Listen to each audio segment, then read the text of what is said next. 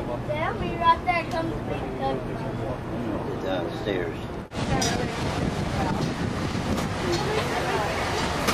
Just ahead of us on the left, we'll be passing a series of pipelines extending from the side of the dock out into the middle of the river, and that is mud being pumped at the end of it. We're passing the Algiers Navy Support Center, and this dredge is being utilized by the dock board to assure a 40-foot ship clearance for a Navy ship, a Navy frigate that's to arrive here Friday afternoon. The reason for all the pileup of mud is because of the lack of water current behind the wharf. Mud is first pumped into the main current of the river, then travels 50 to 100 yards downstream and resettles to the bottom again. This is a continual process on the river. Dredges are moved up and down along the wharves in the port to assure a 40-foot ship clearance for vessels docking there. And again, this is the mud and silt from the bottom of the river being pumped out of the end of the dredge. All of the mud and silt that drains from 33 states and 2 provinces of Canada. And this is to assure a 40-foot ship clearance for a Navy vessel that's to arrive here at the Algiers. A lash vessel. The back of the ship is square and open. This is where towboats come from behind. They push lash barges at the back of the ship. With the help of a gantry crane, this square box on top, they put the barges into position, filling the holds inside of the ship first, then stacking the barges atop the vessel as high as 1 or 2 barges high. The square-covered barges on board the ship are called lash barges, L-A-S-H, lash meaning lighter aboard ship. The basic difference between lash barges and the conventional barges you view on the river is that lash barges are only loaded one time with cargo, usually dry goods, but the entire barge is placed aboard the lash ship. This eliminates the time and expense of transfer of cargo back and forth between ships and conventional to decrease the amount of wave wash as well as increase the speed of the ship. A small white diagram of the bulbous bow on the front of the vessel just to the left and below the anchor, a warning for tugboats that come alongside of the ship to assist it in and out of port. Many operated by the Maritime Administration. They're both part of the United States Ready Reserve Fleet. These type vessels are called roll-on, roll-off ships. The back of the ships can be utilized in the gangplank. Military tanks, equipment, and personnel can be loaded or unloaded into the back of the ships. Both vessels are registered in Norfolk, Virginia.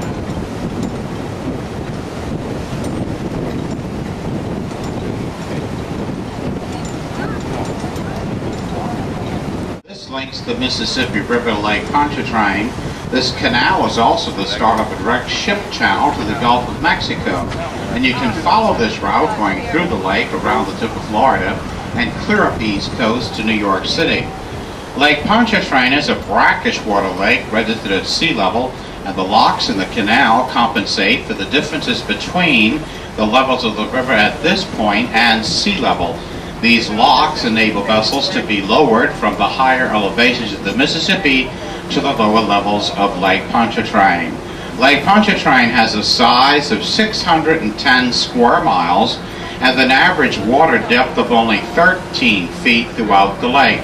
Because of this, they were able to build a long bridge across it. It's called the Causeway, built in 1956. A 29-mile bridge span with 24 miles going across the water, making it the longest bridge over water in the world. The Industrial Canal was dug through. On the left, we passed the Enchanted Capri of the Commodore Shipping Line. Unfortunately, Commodore Shipping Line filed for bankruptcy several months ago.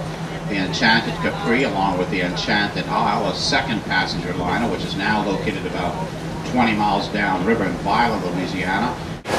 Louisiana is the only state whose political subdivisions are known as parishes instead of counties. There's 64 parishes, many of the names indicating French and Spanish influence.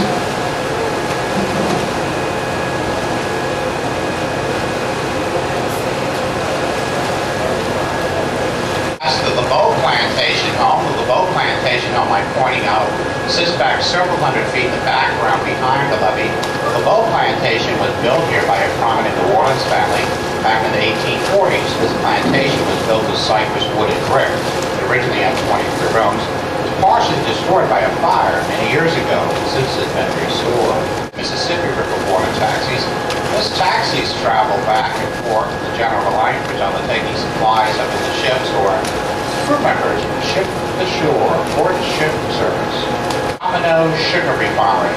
This is the Domino Sugar Refinery, the second largest sugar refinery in the world, the first in Brazil. Built here on the banks of the Mississippi River back in 1904, sugar is brought here from all the sugar-bearing regions around the world, including the state of Louisiana. It's refined here. It comes out in all different sizes, from small sugar. All of the barges of sugar are shipped upriver to Louisville, Kentucky, where it's used in the manufacturing of good old Kentucky whiskey.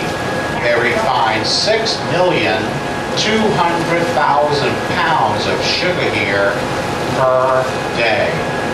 Raw brown sugar will be unloaded here promptly tomorrow morning and then processed and granulated into pure refined sugar.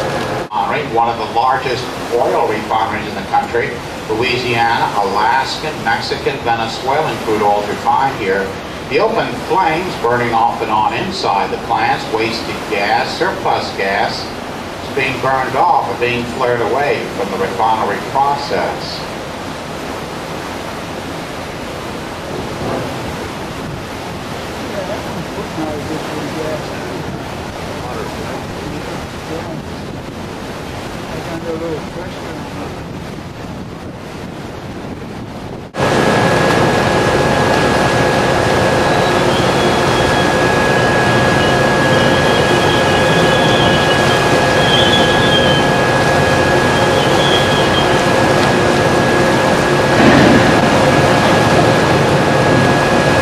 This freighter we're passing on the left arrived behind this dock this morning, and I believe this is some sort of fertilizer that they're unloading out of the hold of the ship and into the open harbor barges along the side of the vessel.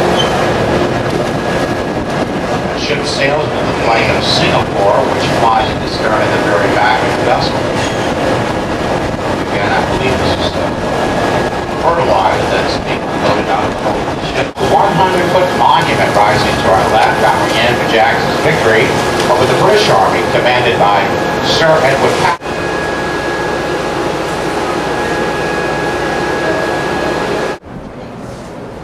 Looks like an old sea captain up there. Seafaring people.